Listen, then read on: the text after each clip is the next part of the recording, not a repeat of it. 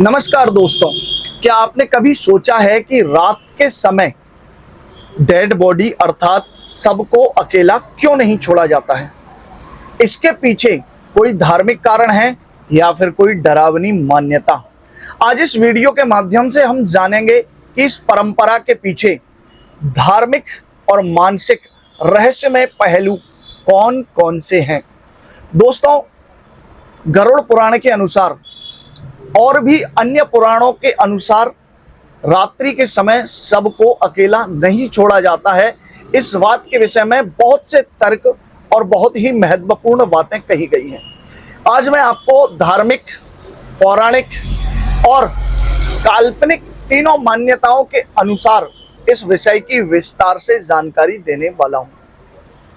दोस्तों, धार्मिक मान्यता के अनुसार माना जाता है कि जब किसी व्यक्ति की मृत्यु हो जाती है तो रात्रि के समय उसके शव को घर में अकेला नहीं छोड़ना चाहिए, क्योंकि इससे उस जीव आत्मा के शरीर को हानि पहुंच सकती है। कहा जाता है कि रात्रि का समय होता है वह भूत, प्रेत और पैशाचिक शक्तियों का समय होता है। इस समय नकारात्मक शक्तियों का बहुत ही ज्यादा प्रभाव होता है।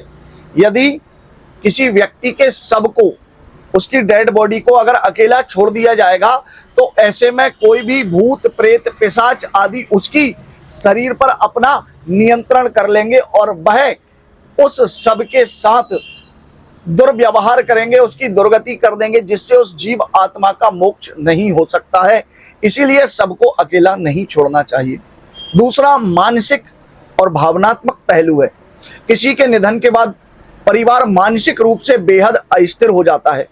ऐसे समय में सबको अकेला छोड़ना बहुत ही संवेदनशील माना जाता है, बल्कि डर और दुख को भी बढ़ा सकता है।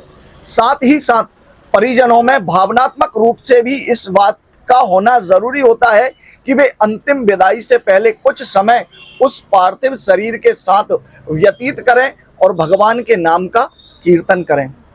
परंपरा और सतर्कता का भी इस विषय में बड़ा ही महत्व है। पुराने समय में जब अंतिम क्रिया नहीं होती थी तब सबकी निगरानी बहुत जरूरी मानी जाती है। जी हाँ दोस्तों, हमारे आसपास रहने वाले पशु, पक्षी, जीव जंतु, जानवर उस सब को नुकसान ना पहुंचा सके, इसीलिए उस सब के पास कोई ना कोई व्यक्ति जरूर बैठना चाहिए। दोस्तों, एक बड़ी रहस्यमयी मान्यता और इस बात के साथ भी हमें सुनने को मिलती है। कुछ लोक कथाओं और गांवों में यह भी माना जाता है कि अगर सबको अकेला छोड़ दिया जाए तो जिसकी मृत्यु हुई है उसकी आत्मा बेचैन हो जाती है।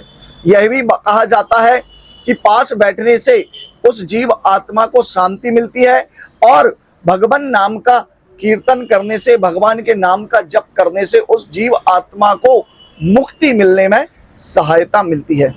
तो दोस्तों, ये कुछ वो वजह थी जिन्हें धार्मिक मान्यताओं के आधार पर, पौराणिक मान्यताओं के आधार पर, लौकिक मान्यताओं के आधार पर और सामाजिक मान्यताओं के आधार पर अलग अलग तरह से अलग अलग बातें की जाती हैं।